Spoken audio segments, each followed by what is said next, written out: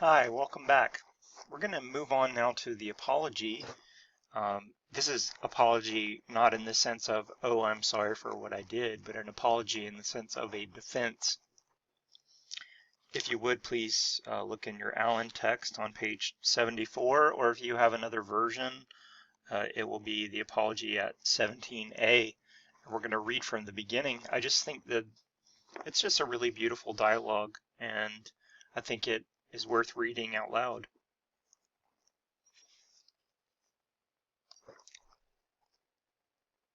To what degree, gentlemen of Athens, you have been affected by my accusers, I do not know. I, at any rate, was almost led to forget who I am, so convincingly did they speak. Yet hardly anything they have said is true. Among their many falsehoods, I was especially surprised by one. They said you must be on guard lest I deceive you, since I am a clever speaker.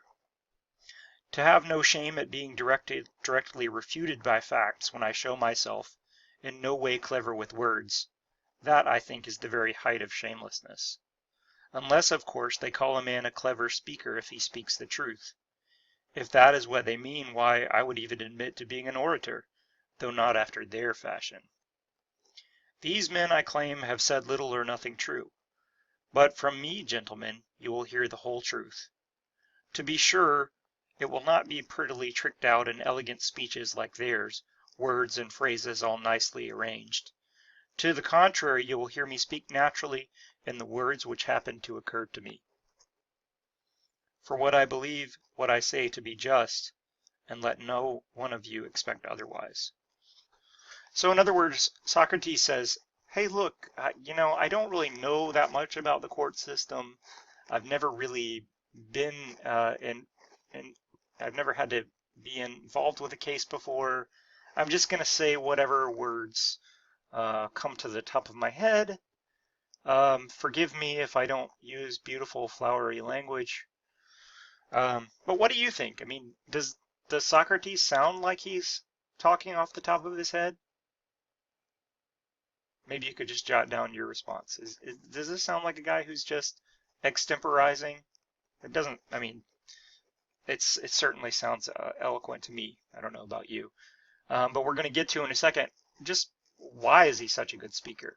Well, it turns out this is what he does every single day of his life. He's out in the public square talking with people about what he believes in. We're just gonna read a little bit more. Besides, it would hardly be appropriate in a man of my age, gentlemen, to come before you making speeches like a boy. So I must specifically ask one thing of you, gentlemen.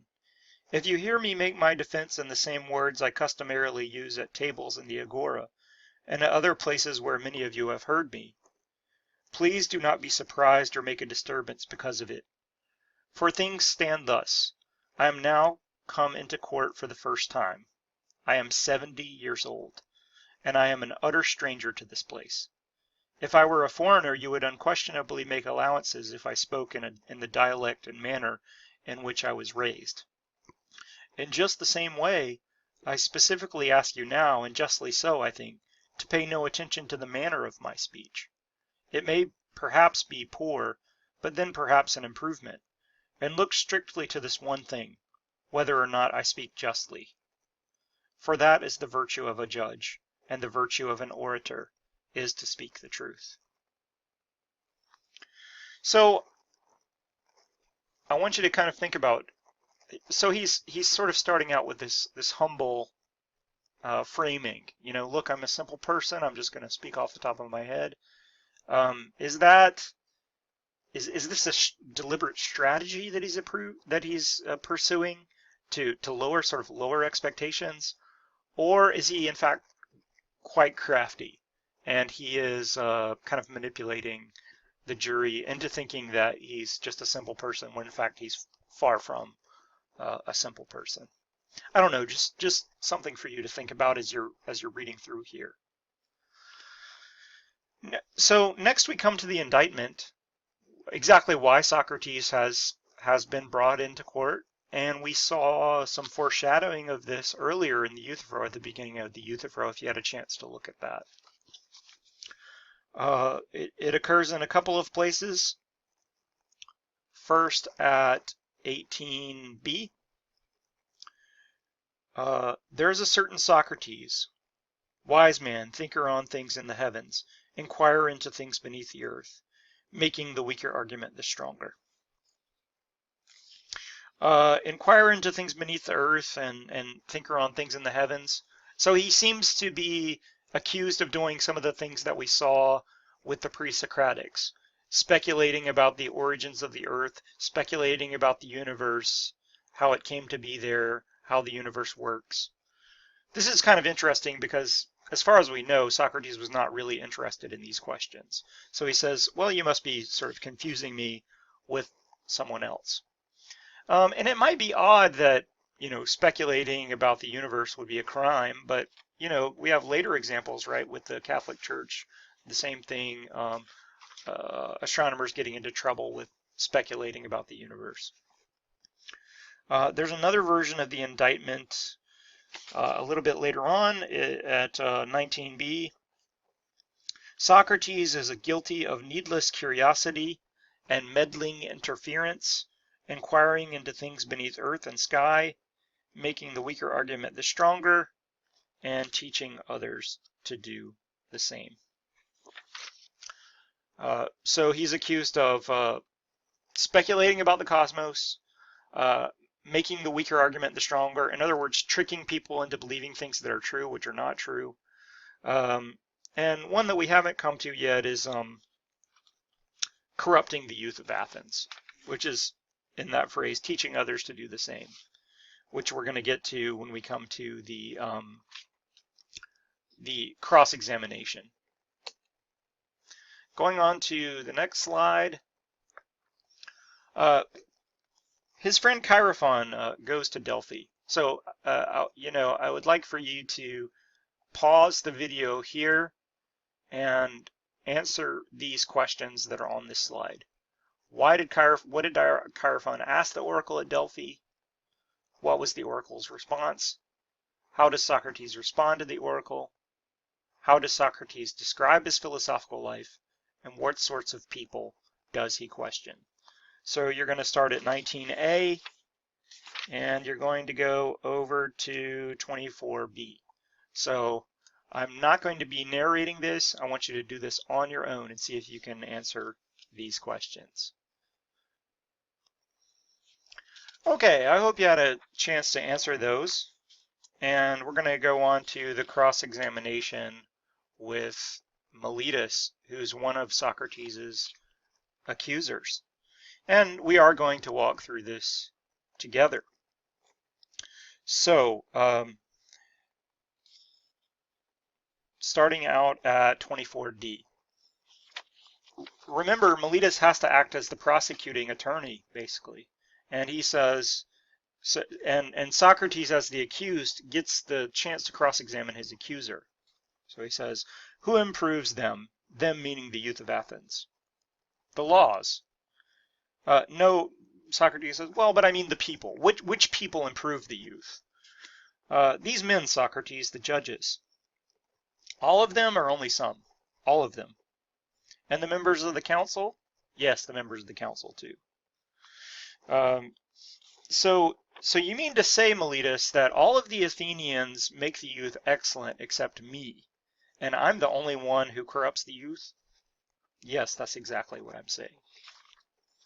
Okay, so notice that Socrates has backed Meletus into a very extreme position, that Socrates, out of all the people in Athens, is the only bad apple. He's the only bad person in the entire city. Everyone else improves the youth. So he actually has Meletus right where he wants him. And this is something that you can take note of when you're reading a text, when you're writing your papers, that extreme positions are very vulnerable, right? Whenever you're in a kind of all or nothing position, that is a position that is very easily attacked, right? So you usually want to avoid statements that begin with always or never, right? Because they're usually not very sound. But that's exactly the position that he has Meletus in.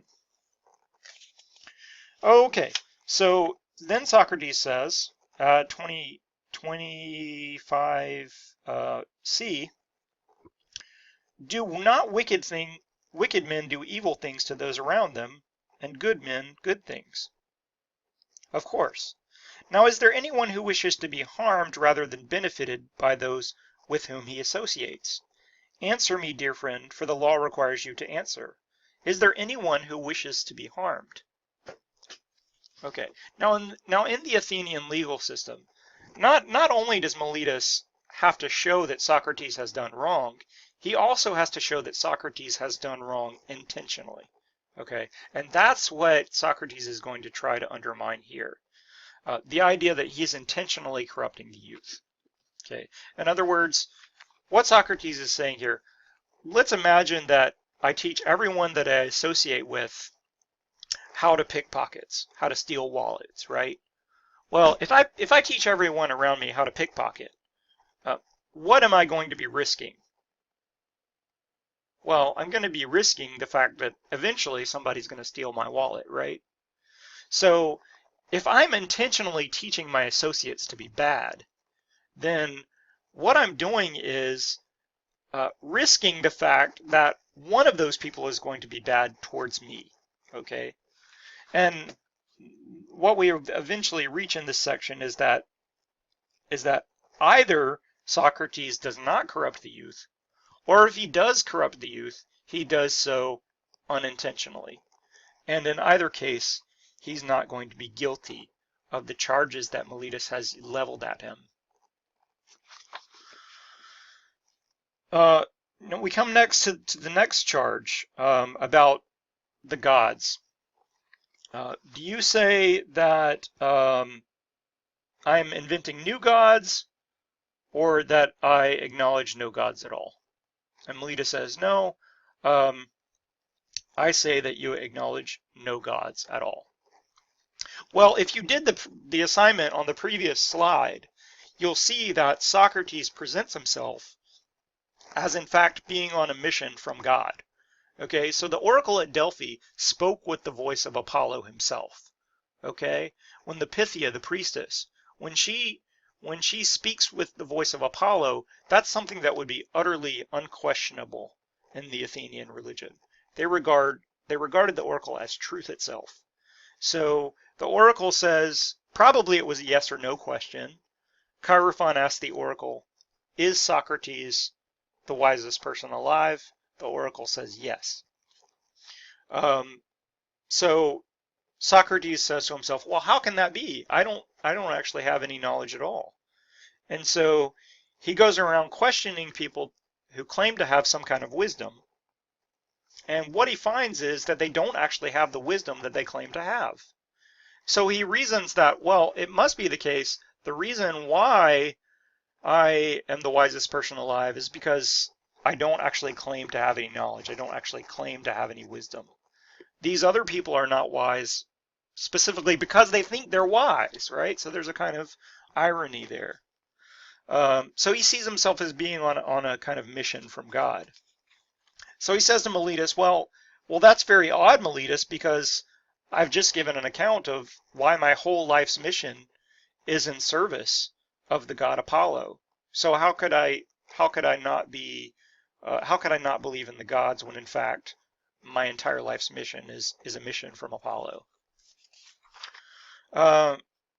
So that's what the second part of the cross-examination is about.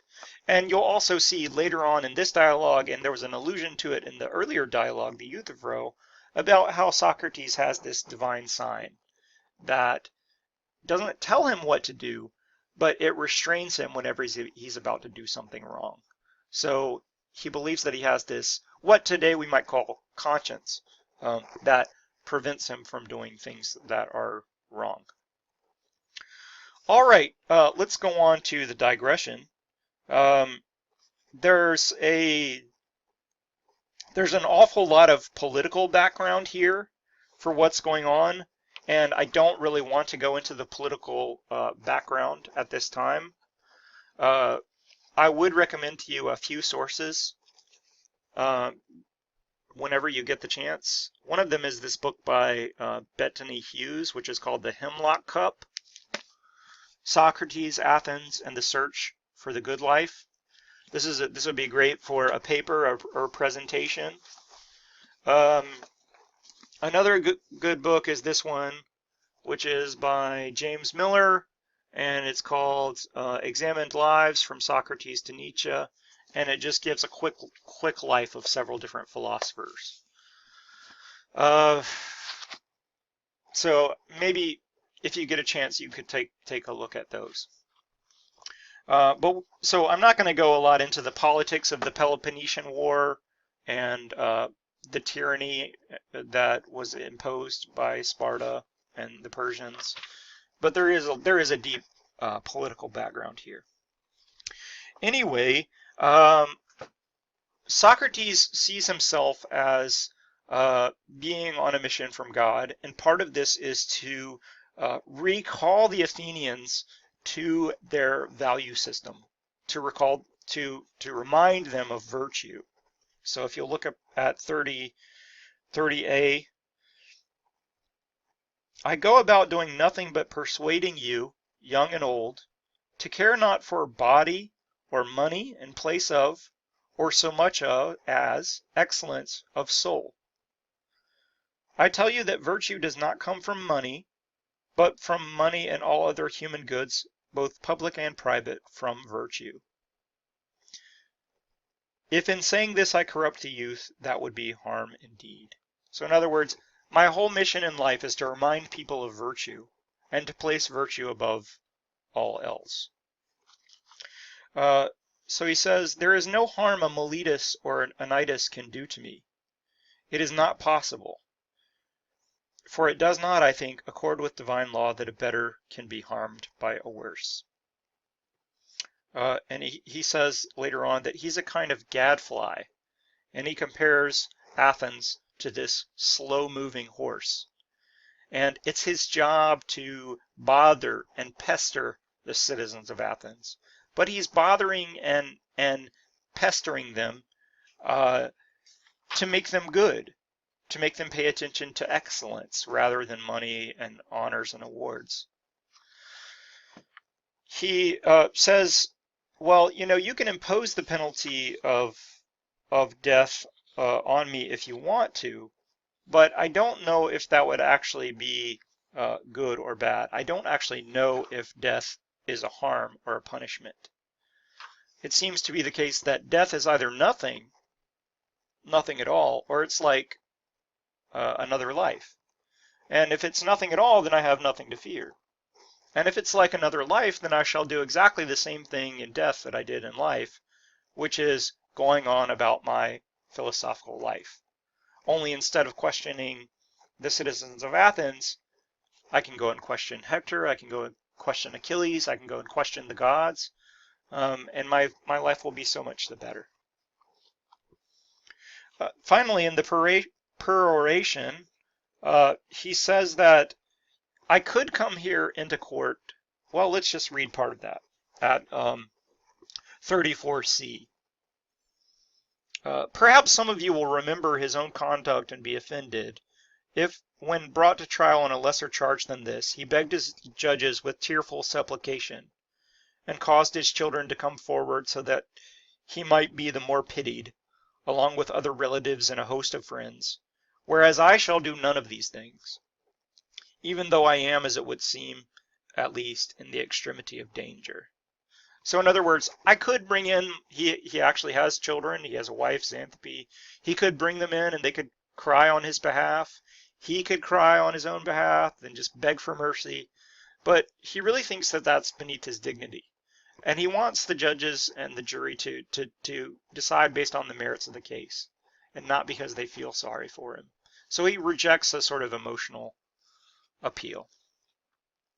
So that's the end of the first phase of the trial. And we come to the first vote. We think there were about 500 judges, and the vote must have been about 280 to 220 for guilt. And he's counted as guilty. we go on to the counter penalty. In the next phase of the trial, Socrates gets to propose his own punishment. He says if he really gets what he deserves, it would be fitting for him to be fed in the Prytaneum. This is kind of a town hall, and Olympic athletes were given basically free meals in the town hall as a reward for their Olympic victories. So Socrates says, if I were really guilty, I would be given. I mean, if I were to be given what I deserve, it would be free meals in the town hall. However, his friends convince him into posing a fine, which was 30 minas. But and apparently this actually is a substantial penalty. It says in the footnote that this is the same that would be used to ransom a prisoner of war. So it's a substantial sum of money. Socrates himself doesn't have the money, but he has several powerful and influential friends, and they will stand surety. They'll basically be his bail bondsmen and agree to put up that sum of money. Well, then we go to the second vote, and the jury votes for death and not for the fine. And then we come to the epilogue. It's the privilege of a condemned man to prophesy, and Socrates gives his prophecy, and this is what he says at 38c. I desire next to prophesy to you who condemned me, for I have now reached that point where men are especially prophetic when they are about to die. I say to you who have decreed my death, that to you there will come hard on my dying a punishment far more difficult to bear than the death you have visited upon me. You have done this thing in the belief that you would be released from submitting to examination of your lives. I say it will turn out quite otherwise. Those who have come to examine you will be more numerous, and I have up to now restrained them, though you perceived it not. They will be more harsh, inasmuch as they are younger, and you shall be the more troubled. If you think by killing to hold back the reproach due you for not living rightly, you are profoundly mistaken. In other words, you think that by getting rid of me, you're going to solve your problems. But all of those youth who've been following me around in the streets of Athens, all of those people who've been listening to my teachings, they're going to pick up where I've left off. And they're going to not be as kind as I was. And they're going to take you to task for what you've done. So you think you're punishing me, but actually you're only bringing wrath upon yourselves. He mentions again his divine sign. And he says that this entire time his divine sign has not opposed him, which makes him feel that he's made a good defense, and he's not worried about the fact that he wasn't able to convince the jurors. And so he says, well, as for death, I'm not really concerned about death. He says it's the unexamined life that's not worth living. You're the ones living a life that is not worth living. I have lived the good life, which is the philosophical life, trying to answer these basic questions. What is truth? What is goodness? What is justice? And it is that life that is most to be desired. So I'm not worried about the fact that you're going to put me to death. And we're going to leave it right there.